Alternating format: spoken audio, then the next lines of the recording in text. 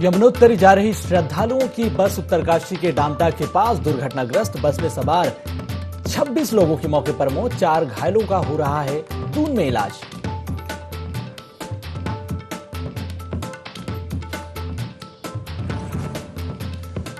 मध्य प्रदेश के मुख्यमंत्री शिवराज सिंह चौहान ने बस हादसे में मृतकों के प्रति व्यक्त की संवेदनाएं। देहरादून पहुंचकर घायलों से की मुलाकात।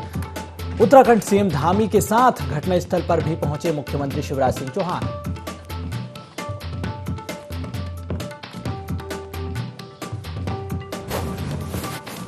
बस हादसे में मरने वालों के परिजनों को मध्य प्रदेश सरकार देगी 5 लाख रुपए का मुआवजा। उत्तराखंड सरकार मृतकों के परिजनों को देगी 1 लाख, घायलों को देगी 50,000 रुपए का मुआवजा।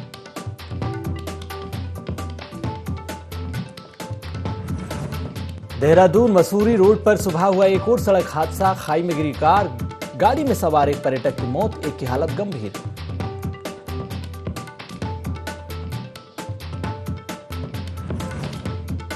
और पर्यटकों से गुलजार हुई टिहरी झील। बोट व्यवसायियों के साथ स्थानीय व्यापारियों में भी खुशी। पर्यटकों की आमद से हो रही है अच्छी आमदनी।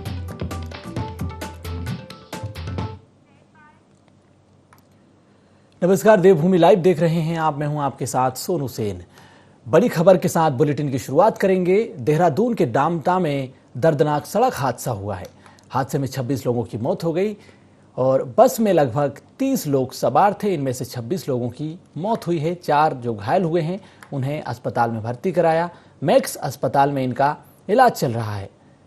तो बड़ी खबर आपको बता दें, सभी 26 शव जोली ग्रांट लाए गए हैं। मुख्यमंत्री पुष्कर सिंह धामी ने मृतकों के परिजनों को 1-1 लाख रुपए मुआवजे की घोषणा की। तस्वीरें आप देख रहे हैं जहां पर बस जो कि अनियंत्रित होकर खाई में गिरी और इस दर्दनाक हादसे में 26 यात्रियों की मौत हो गई और 4 यात्री जो कि गंभीर घायल हैं उनको इलाज के लिए अस्पताल में भर्ती कराया है। मुख्यमंत्री शिवराज सिंह चौहान और पुष्कर सिंह धामी जो कि घटनास्थल पर पहुंचे, घटनास्थल का जायजा लिया।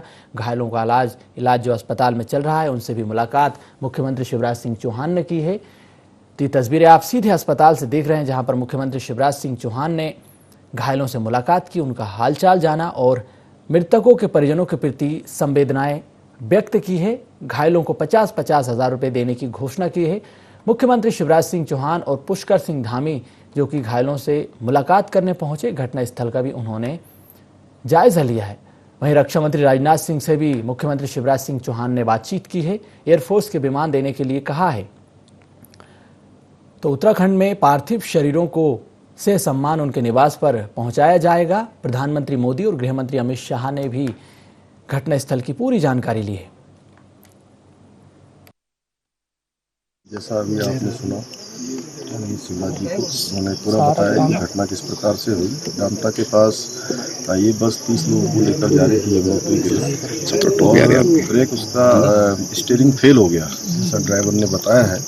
लेकिन उसके बावजूद भी हमने इस घटना के मजिस्ट्रियल जांच के आदेश दिए हैं और क्योंकि 4 धाम यात्रा में लगातार लोगों की सुरक्षा, लोगों का आवागमन, उनका आना जाना सुरक्षित हो, उनके लिए सुगम हो, सरल हो, उसके लिए हम लगातार रजिस्ट्रेशन की व्यवस्था भी कर रहे हैं। उसके बावजूद भी ये घटना हुई है बहुत दुखद है और उस घटना में माननीय प्रधानमंत्री जी ने भी लगातार इसको स्वयं जो है व्यक्तिगत रूप से लिया है, माननीय गृह मंत्री जी ने लिया है और मध्य प्रदेश के मुख्यमंत्री शिवराज जी ने लगातार इस घटना के बाद से उन्होंने वहाँ से पहले दूरभाष पर और दूरभाष के बाद सीधे वो जब यहाँ पहुँचे हैं उन्होंने कंट्रोल रूम में गए हैं, मैक्स हॉस्पिटल में गए हैं, सभी जगह गए हैं और हमारे प्रशासन के लोगों ने भी त्वरित रूप से जितनी कार्रवाई हो सकती थी, बचाव और राहत के जो भी काम हो सकते थे, NDRF, SDRF, सभी लोगों ने, जिला प्रशासन के लोगों ने लगातार कार्रवाई की। अभी तो हमारा एक सीधे ये है कि अभी उनके पार्थिव शरीर उनके घरों तक पहुँच जाएँ, उसके लिए हम लोग कोशिश कर रहे हैं कि जल्दी से जल्दी जोली ग्रांट एयरपोर्ट पर सारी औपचारिकताएँ जो भी हैं वो जल्दी से जल्दी पूरी करवा के उनके घरों तक भेजें। हम सभी मृतक आत्माओं को भगवान से प्रार्थना करते हैं कि उनको अपने श्री चरणों में स्थान दें और उनके परिवारजनों पर जिन पर असमय ऐसा दुख है उनको इस दुख को सहन करने की शक्ति प्रदान करें और जो घायल हैं उनको हर तरह से उनके जीवन बचाव हो पाए, वो सुरक्षित रहें और स्वस्थ हों, भगवान से प्रार्थना करें। अभी घटना स्थल पर मैं माननीय मुख्यमंत्री उत्तराखंड पुष्कर जी के साथ हूँ रात से ही हम दोनों शाम से ही कल संपर्क में थे 7 बजे के बाद। और यहाँ जिला प्रशासन ने मुख्यमंत्री जी के निर्देशन में राहत और बचाव के काम तत्काल प्रारंभ कर दिए थे।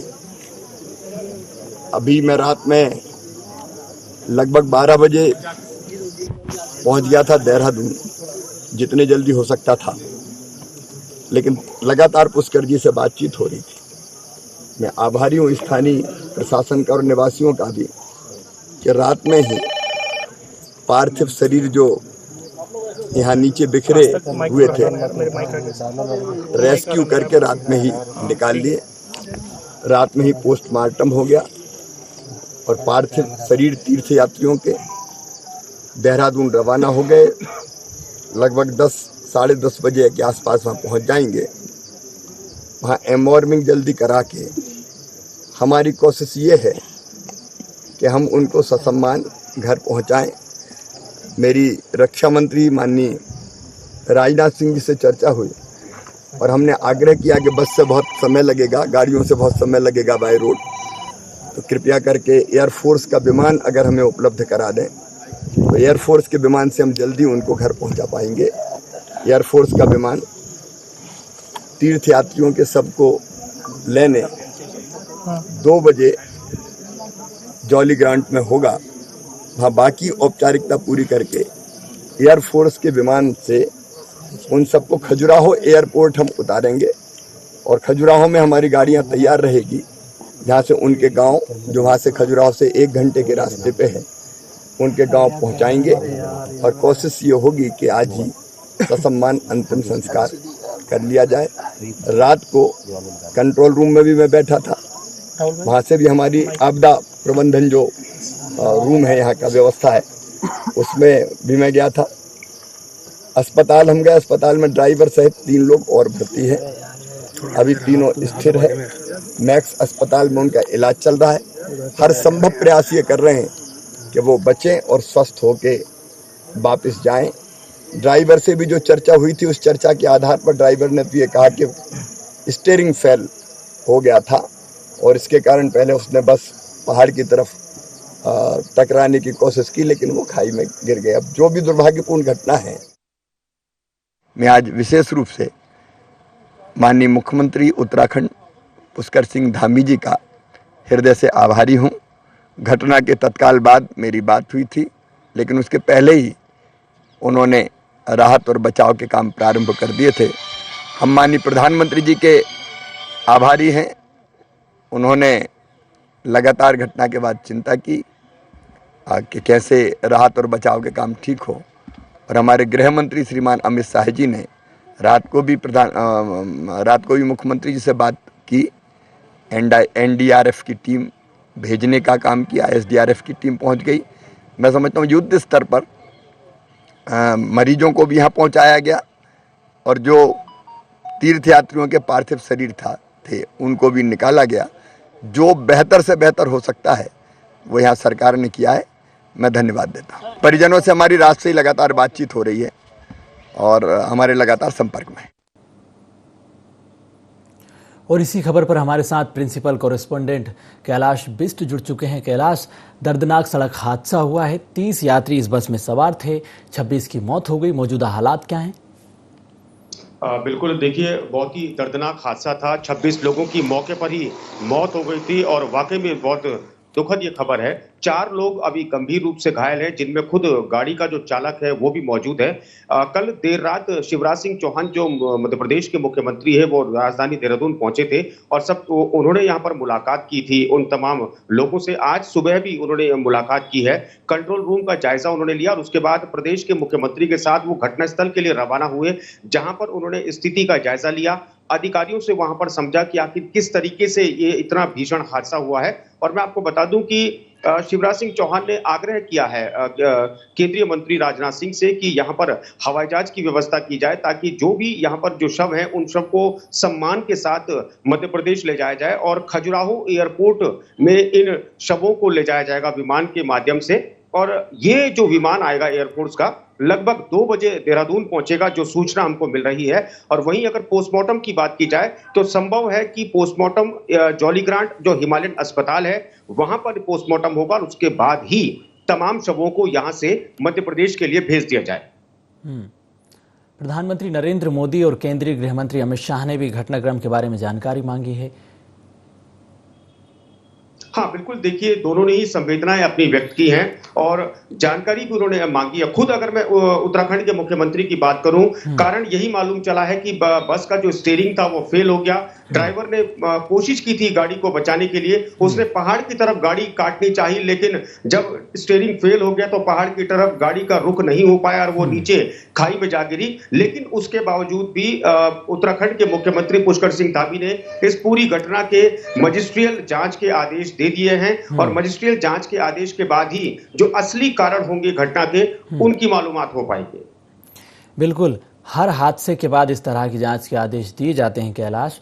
जो ब्लैक स्पॉट बनते चले जा रहे हैं सड़क हादसों के, उनको लेकर सरकार क्या कुछ कदम उठा रही है? क्योंकि बड़ी लापरवाही है और जिस तरह से बीते दिनों ही मुख्यमंत्री धामी ने अधिकारियों को निर्देश दिए थे, परिवहन विभाग के अधिकारियों की भी बैठक ली थी, उसके बाद भी व्यवस्थाएं आखिर क्यों गड़बड़ा रही है? फिटनेस पर भी सवाल है। बिल्कुल, देखिए यहाँ पर समझना होगा और IND24 लगातार इस बात को पहले से ही कहता आ रहा है कि मुख्यमंत्री इस चीज को बड़ी ही गंभीरता से ले रहे हैं। लेकिन कहीं ना कहीं जो कुछ यात्री, मैं तमाम यात्रियों की बात नहीं करूंगा, कुछ यात्री ऐसे हैं जो नहीं मानते हैं, गाइडलाइंस को फॉलो नहीं करते हैं और नतीजा होता है कि एक्सीडेंट हो जाते हैं। इसीलिए जो सरकार है, सरकार यही कह रही है कि आप गाइडलाइंस का पालन कीजिए, जिन लोगों का रजिस्ट्रेशन है वही लोग आए और जून तक जो पहले हफ्ते के जो रजिस्ट्रेशन हो चुके हैं उन लोगों को यात्रा के लिए भेजा जा रहा है। लेकिन उसके बावजूद ताबड़तोड़ यहाँ पर यात्रियों को आना, लगातार यहाँ पर मनमर्जी यहाँ पर करना, तो कहीं ना कहीं ये मनमर्जी ही लोगों पर भारी पड़ती है और उसका नतीजा हमको दुर्घटनाओं के रूप में मिलता है। इसीलिए लगातार सरकार ये कह रही है कि आप आइए, जब रजिस्ट्रेशन के तहत जब आपका रजिस्ट्रेशन हो जाए, जब आपका नंबर हो जाए, आप आइए, आप चार धाम की यात्रा कीजिए। लेकिन अगर गाइडलाइंस का पालन नहीं किया जाएगा, इसी तरह की चूक देखने को मिलेगी। क्योंकि इस वक्त जो हालात है चार धाम यात्रा के, चार धाम यात्रा में लाखों यहाँ पर श्रद्धालु यहाँ पर आ चुके हैं। इतना अंदाजा खुद शासन और प्रशासन को भी नहीं था कि इतनी बड़ी तादाद में यहाँ पर लोग आएंगे। मैं अगर देहरादून और उसके आसपास की जिलों की बात करूं तो देहरादून में इस वक्त 7 लाख से ज्यादा पर्यटक आ चुके हैं, जो अपने आप में एक रिकॉर्ड है। और वहीं चार धाम की बात की जाए तो चार धाम का जो आंकड़ा है 13 लाख से ऊपर पहुंच चुका। तो आप अंदाजा लगाइए कि महज अभी 1 महीना हुआ है यात्रा का शुरू हुए और 1 महीने में ही 13 लाख से ज्यादा यात्री अगर उत्तराखंड आ जाते हैं चार धाम यात्रा में, तो आप लगाइए कि कितनी तादाद में यहाँ पर लोग आ रहे हैं। तो यहाँ पर ऐसे में जो व्यवस्थाएं हैं, व्यवस्थाएं संभालना मुश्किल होता है। इसीलिए मुख्यमंत्री लगातार निर्देशित कर रहे हैं अधिकारियों को कि आप एक सिस्टम बनाइए, एक मॉनिटरिंग टीम यहाँ पर गठित कीजिए, ताकि इस तरह की कोई भी अव्यवस्थाएं अगर हो तो उन पर फौरी तौर पर एक्शन लिया जाए। बिल्कुल, जो रास्ते हैं, पहाड़ी रास्ते हैं, खाइयों के बीच से गुजरना पड़ता है, तेज रफ्तार बेकाबू बसें, जो कि इस तरह के हादसे पहले भी होते रहे हैं। मुख्यमंत्री शिवराज सिंह चौहान कह रहे हैं कि रात को ही रेस्क्यू ऑपरेशन किया गया, 26 शवों को लाया गया और पोस्टमार्टम भी हो चुका है। मृतकों के परिजनों को सहायता भी सरकार ने दी है। फिलहाल घायलों की स्थिति क्या है कैलाश? देखिए, घायलों की अभी जो देहरादून का जो मैक्स अस्पताल है, मैक्स अस्पताल में 4 के 4 घायल मौजूद हैं। उनको लगातार यहाँ पर उपचार यहाँ पर मुहैया करवाया जा रहा है। लगातार उनको मॉनिटरिंग उनकी यहाँ पर की जा रही है। उनके हेल्थ बुलेटिन्स भी अभी यहाँ पर अधिकारी पूछ रहे हैं कि कैसे उनकी हालत है, क्योंकि मुख्यमंत्री, दोनों ही प्रदेशों के मुख्यमंत्री वहां पर गए थे, उनका हाल जाना था। और यहाँ पर किसी तरह की अब कोई लापरवाही ना हो, इसके लिए निर्देशित तो यहाँ पर मुख्यमंत्री कर चुके हैं कि किसी भी तरह की कोई भी लापरवाही नहीं होनी चाहिए। और जहां तक बात आपने पोस्टमार्टम की तो कुछ पोस्टमार्टम हो चुके हैं, कुछ पोस्टमार्टम अभी होने बाकी हैं। और जब सभी पोस्टमार्टम हो जाएंगे, उसके बाद तमाम शवों को सम्मान के साथ एयरफोर्स का जो विमान है, एयरफोर्स के विमान के से उनको मध्य प्रदेश के खजुराहो एयरपोर्ट भेज दिया जाएगा, जहां से उनके परिजन उन शवों को अपने सुपुर्द लेंगे और उसके बाद उनका अंतिम संस्कार किया जाए। जो घायल ड्राइवर हैं उनसे बातचीत हुई, क्या कहना है उनका? क्योंकि मुख्यमंत्री ने उनसे बातचीत की तो ड्राइवर ने भी यही कहा कि स्टीयरिंग फेल हुआ, उसके बाद पहाड़ की तरफ बस को मोड़ने की कोशिश की गई, लेकिन ऐसा नहीं हो पाया। हाँ बिल्कुल, देखिए जो चालक है, चालक से बातचीत जरूर की थी और शिवराज सिंह चौहान जी ने भी और पुष्कर सिंह धामी जी ने भी। उसकी हालत ठीक नहीं थी, लेकिन हाँ इतना उसने जरूर कहा कि जो बस थी, बस का स्टीयरिंग अचानक फेल हो गया था और चूंकि ये जो यमुनोत्री हाईवे है संकरा मार्ग है, इस पर चौड़ीकरण का कार्य अभी चल रहा है और इसके तहत कहीं ना कहीं सड़क जो है बड़ी तंग है, इसके चलते बचाने की उसने पूरी कोशिश की। लेकिन पहाड़ की तरफ अगर वो गाड़ी काटने की कोशिश कर रहा था तो उसका आशय साफ था कि पहाड़ में अगर गाड़ी टकराएगी तो सिर्फ सड़क पर ही गाड़ी गिर सकती है, दुर्घटना सड़क पर ही होगी। लेकिन अनफॉर्चुनेटली जब टायर, माफ कीजिएगा, जब स्टीयरिंग नहीं कटा पहाड़ की तरफ, वो स्टीयरिंग नीचे की ओर चला गया और उसके बाद बस 200 से 300 फीट नीचे सीधी सीधी गहरी खाई में जा गिरी, जहां पर किसी के भी बचने की कोई संभावना नहीं थी। और अंततः वही हुआ कि 26 लोगों की एट द स्पॉट डेथ हुई और बामुश्किल से 4 लोगों को सकुशल जिंदा बचा पाया। और इस वक्त एसडीआरएफ की टीम को खासतौर पर यहां पर हेड्स ऑफ हम करते हैं कि एसडीआरएफ की टीम तुरंत वहां पर मौके पर पहुंची, तुरंत रेस्क्यू उन्होंने किया। स्थानीय जो लोग थे वो भी वहां पर मौके पर पहुंचे, उन्होंने भी एसडीआरएफ टीम की मदद की और उसके बाद वहां पर शवों को देर रात यानी लगभग 3:30 से 4 बजे तक उस शवों को निकाला गया। कैलाश, हाल ही में सड़क परिवहन मंत्रालय ने एक अपनी रिपोर्ट जारी की, उसमें पता चला है कि इस तरह के जो हादसे हो रहे हैं उसके पीछे अगर सबसे बड़ा कारण है तो वो है तेज रफ्तार, खराब सड़कों का होना। और दूसरी बात यह कि उत्तराखंड की जिस तरह से जो सड़कें हैं, बदहाल सड़कें हैं और पहाड़ियों के बीच से गुजरना पड़ता है, तो इन व्यवस्थाओं को कैसे दुरुस्त किया जाएगा, इनकी मॉनिटरिंग कैसे होती है, कैसे सड़क परिवहन मंत्रालय के अधिकारी काम करते हैं? बिल्कुल, देखिए आपने ठीक कहा कि अगर पहाड़ों में जब एक्सीडेंट्स होते हैं तो उनका सबसे बड़ा कारण तेज रफ्तार होती है, उनका सबसे बड़ा कारण खराब सड़कें होती हैं। और आज जब मुख्यमंत्री घटनास्थल पर थे तो उनसे पत्रकारों ने यह सवाल पूछा भी कि ये सड़क को चौड़ीकरण कब होगा, क्योंकि ये सड़क बहुत संकरी है और इस सड़क में ये पहला हादसा नहीं है, इससे पहले भी कई बड़े बड़े हादसे इस सड़क में हो चुके हैं। और मुख्यमंत्री ने साफ तौर पर कहा है कि बहुत जल्द इस सड़क का जो चौड़ीकरण का जो कार्य है और इसके डामरीकरण का जो प्रॉपर जो डामरीकरण होना है उसका कार्य जल्द यहाँ पर शुरू हो जाएगा। गंभीरता आज मुख्यमंत्री ने यहाँ पर दिखाई है। और जिस तरीके से तेज रफ्तार की मैं बात करूं तो अमूमन ये देखा जाता है कि जो पहाड़ से जो यहाँ पर यात्री आते हैं, वो यात्री अगर वाहनों से आते हैं, अपने वाहनों से, अमूमन उन गाड़ियों का एक्सीडेंट यहाँ पर देखा जाता है, क्योंकि यहाँ की जो सड़कें सर्पीली सड़कें हैं, टेढ़ी मेढ़ी सड़कें हैं और यहाँ पर उन लोगों को आइडिया नहीं आता कि कितनी स्पीड यहाँ पर गाड़ी की आपने मेंटेन करनी है, किस तरीके से आपने गाड़ी को लेफ्ट में आपने रखना है। तो कहीं ना कहीं ये हादसे बाहर की गाड़ियों के साथ ज्यादा होते हैं। इसीलिए समय समय पर ये गाइडलाइंस जारी की जाती है कि आप जो अपनी जो स्पीड है गाड़ी की, उस गाड़ी की स्पीड को आप नियंत्रित रखिए ताकि किसी भी हादसे से होने से पहले ही बचा जा सके। सवाल बस की फिटनेस पर भी है और जो गाइडलाइन परिवहन मंत्रालय जारी करता है, बस संचालक उनको कितना फॉलो करते हैं, अभी इस बारे में कोई खुलासा हो पाया बस के फिटनेस के बारे में?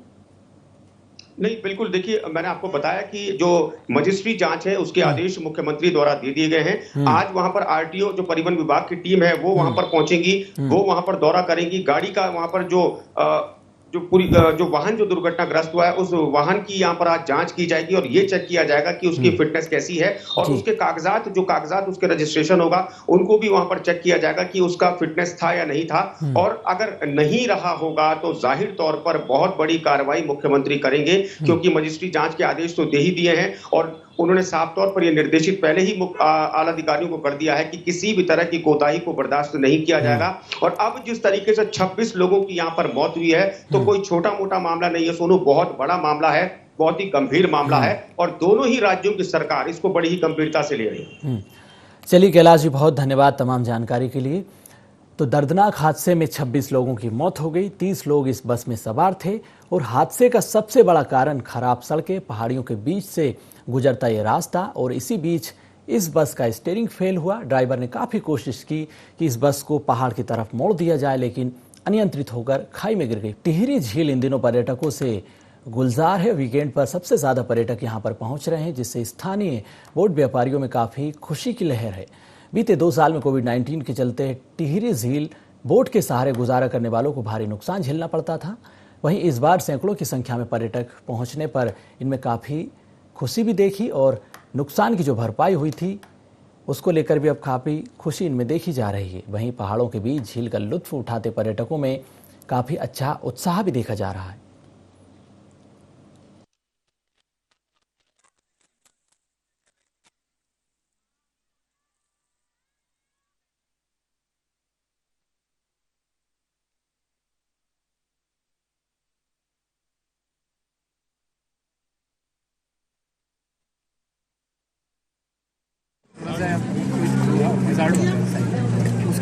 थोड़ा दिक्कत हुई थी, बाकी वैसे ओवरऑल ठीक है, बहुत अच्छा है। नहीं, यहाँ पे काफ़ी अच्छा लगा। जून के महीने में टूरिस्ट काफ़ी रहता था, पर उतना नहीं है जितना हमें हर साल मिलता था। पर वीकेंड पे अच्छा टूरिस्ट आ रहा है इस बार। कोविड में नुकसान हुआ है, उसकी भरपाई कुछ हद तक हमारी भरपाई हो जाए। देहरादून के हाथीपांव मसूरी रोड पर एक वाहन 120 फीट गहरी खाई में जा गिरा, जिसमें 2 युवक युवती सवार थे। मौके पर एसडीआरएफ की टीम भी मौके पर पहुंची और घायलों को बाहर निकाला। हादसे में युवक की मौके पर मौत हो गई है, वहीं युवती गंभीर रूप से घायल है।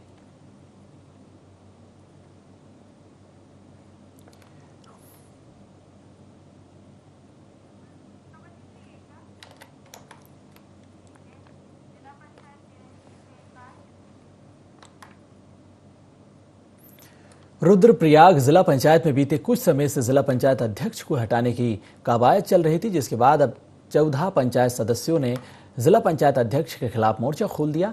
अध्यक्ष को पद से हटाने के लिए जीएम को अविश्वास प्रस्ताव भी सौंपा है। अध्यक्ष के कामों से असंतुष्ट पंचायत सदस्यों ने डीएम से मुलाकात कर अध्यक्ष के खिलाफ कार्रवाई की मांग की।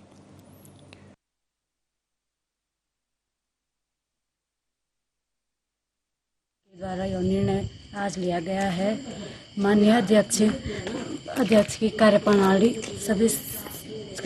से सदस्य लोग सहमत नहीं हैं, जिसके कारण हमें आज यह कदम उठाना पड़ रहा है। हम अध्यक्ष के कार्य से असंतुष्ट हैं। मेरे क्षेत्र में यात्रा चलती है, लेकिन मेरे को कुछ भी वहाँ का पता नहीं है। वहाँ का टेंडर किसको गया, सोनप्रयाग का, वहाँ की गद्दी, वहाँ के जो भी कार्य है मेरे संज्ञान में नहीं है। इसलिए मैं असंतुष्ट हूँ और मैं ये भी जानती हूँ कि मेरे सदन के शायद सभी सदस्य असंतुष्ट हैं। लोकतंत्र में अविश्वासी पूरे सम्मानित जिला पंचायत सदस्यों के पास एक विकल्प था और उसी के परिप्रेक्ष्य में आज सारे जिला पंचायत सदस्य लगभग हमारे साथ जिन्होंने समर्थन दिया है अविश्वास में, 14 लोगों ने समर्थन दिया है। 3 लोगों की कोई घर में बच्चों के कारण नहीं आ पाई, उनकी कुछ पारिवारिक समस्या थी, लेकिन उन लोगों का भी हम लोगों को समर्थन है। 2.5 साल हमारे कार्यकाल को हो गया है, लेकिन हम लोगों का दुर्भाग्य देखिए, सरकारें आती और जाती हैं, कभी कांग्रेस की है तो कभी बीजेपी की सरकार है, लेकिन सरकार के द्वारा हमारे ऊपर जो ये थोपा गया कि आप डीपीसी में नहीं बैठ सकते। हम सारे चुन के आ रखे हैं, हम डीपीसी मेंबर हैं, डिस्ट्रिक्ट प्लानिंग कमेटी के मेंबर हैं, लेकिन हमको उस बैठक में नहीं बैठाया जाता है। सारे जो जिले का विकास है उसके पहिए जाम हो गए हैं। तो इसी के कारण जो पूरे जिले के विकास के लिए लोगों ने हम पे विश्वास किया, हमारे क्षेत्र के लोगों ने विश्वास किया और हमको यहाँ तक जो जिले का सर्वोच्च सदन है उसके मेंबर बनाया गया है। पंजाबी गायक सिद्धू मूसेवाला की हत्या से उत्तराखंड का सिख समाज आक्रोशित है। लक्सर में सिख समाज ने हत्यारों की गिरफ्तारी की मांग को लेकर आक्रोश जुलूस निकाला है। पंजाब की भगवंत मान सरकार के खिलाफ प्रदर्शन किया है। प्रदर्शन का नेतृत्व कर रहे सिख समाज के युवा नेता हरजोत सिंह ने कहा कि सिद्धू मूसेवाला एक लोकप्रिय गायक था। मूसेवाला की निर्मम हत्या से साबित हो गया कि पंजाब में माफियावाद हावी है।